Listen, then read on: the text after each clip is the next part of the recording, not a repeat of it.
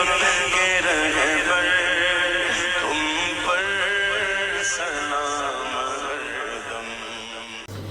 السلام علیکم ورحمۃ اللہ تعالی وبرکاتہ۔ جی میرے پیارے دوستو، میرے عزیز ساتھیوں، کیسے ہیں آپ لوگ؟ امید کرتا ہوں کہ آپ تمامی حضرات اللہ تعالی کے فضل اور کرم سے بخیر ہوں گے، اچھے ہوں گے۔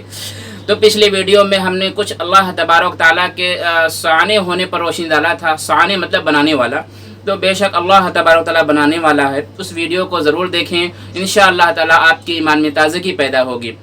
تو میرے پیارے دوستو، آج بھی ہم خود کچھ جو ہے رب تبارک تعالیٰ کے بارے میں سیکھیں گے۔ حقیقت تو یہ ہے میرے دوستو کہ اگر ہم اس کی ذات و صفات پہ بحث کرنا چاہیں تو دن نہیں مہینوں گزر جائیں گے، اور اس طریقے سے ہمارے اور بھی بہت سارے قیمتی مسائل ہیں جس کا جاننا بہت ضروری ہے، وہ سب رہ جائے گا۔ تو میں مختصر انداز میں بیان کرنے کی کوشش کرتا ہوں، اس امید سے کہ آپ جو ہے انشاءاللہ تعالیٰ تھوڑا ہی صحیح مگر سمجھنے کی کوشش کریں گے۔ کہتے ہیں نا کہ طوفان نوح لانے سے چشم فائدہ، دو بوند ہی کافی ہیں اگر اثر کریں۔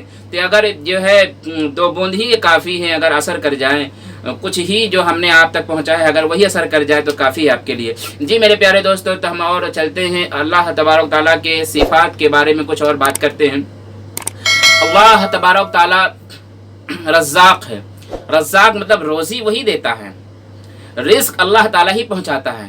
کائنات میں جتنی چیزیں ہیں آپ دیکھ لیں، آپ کی عقل حیران رہے گی کہ اللہ تبارک تعالیٰ سب کو روزی پہنچاتا ہے۔ وہ خواہ سمندر کے اندر مچھلیاں ہوں، یا خواہ پہاڑوں کے اندر چھپے ہوئے کوئی جانور ہوں، یا جو ہے پتھر کے اندر کوئی مطلب جانور ہو، اللہ تعالیٰ اس کو بھی روزی عطا فرماتا ہے۔ دنیا جتنے انسان ہیں اللہ تعالیٰ سب کو روزی عطا فرماتا ہے۔ یعنی اللہ تبارک تعالیٰ اتنا بڑا رزاق ہے کہ وہ سب کو روزی عطا فرماتا ہے، اور اس کے خزانہ رحمت میں کوئی کمی بھی نہیں ہوتی ہے، اس کے خزانہ کرم میں کوئی کمی بھی نہیں ہوتی ہے۔ وہ سب کو عطا فرماتا ہے، بے انتہا عطا فرماتا ہے۔ تو میرے پیارے دوستو، یہ ہوا اللہ تبارک تعالیٰ کے رزاق ہونے کا مطلب۔ لیکن یاد رہے کہ اللہ تعالیٰ رزاق ہے مطلب روزی، جیسے بادشاہ ایک ہوتا ہے، وہ سب کچھ تو خود کر سکتا ہے، اس کے خود کھانا بنا سکتا ہے، خود کھا سکتا ہے، لیکن وہ بادشاہ ہے، وہ کیا کھانا بنائے گا؟ تو وہ جو ہے اپنا کام جو ہے اپنے غلاموں کی سپرد کر دیا ہے۔ تو بھئی کوئی جو ہے اس کا حمام کا کام کرتا ہے، تو کوئی جو ہے مطلب اس کا کھانے کا بندوبست کرتا ہے، تو کوئی جو ہے اس کے دربار میں جو ہے مطلب دیکھ بھال کرتا ہے، وغیرہ وغیرہ۔ جو ہے بادشاہ کاموں کو اپنے نوکروں کی سپرد کر دیتا ہے، کیونکہ یہ شاہی آداب ہیں، ٹھیک ہے۔ اسی طریقے سے اللہ تبارک تعالیٰ تو شہنشاہ کائنات ہے، وہ تو تمام کائنات کو پیدا فرمایا ہے، اس سے بڑا شہنشاہ کون ہو سکتا ہے؟ تو اللہ تبارک تعالیٰ نے بھی امور کو اپنے فرشتوں کے حوالے کیا ہے، ٹھیک ہے۔ تو جو ہمیں روزی روٹی دیتے ہیں ان کا جو ہے اس فرشتے کا نام ہے حضرت میکائیل علیہ السلام۔ جی ہاں بھائی، ان کا نام میکائیل علیہ السلام ہے۔ وہ پانی برساتے ہیں اور روزی روٹی جو ہے اللہ تبارک تعالیٰ کے عطا کرنے سے ہمیں پہنچاتے ہیں۔ تو یہ ہوا اللہ تعالیٰ کے رازق ہونے کا مطلب، ٹھیک ہے۔ اسی طریقے سے اللہ خالق ہے، یعنی وہ پیدا فرمانے والا ہے۔ بات صحیح ہے، کیونکہ وہی پیدا فرمانے والا ہے، اس کے علاوہ دنیا میں کوئی پیدا فرمانے والا نہیں ہے۔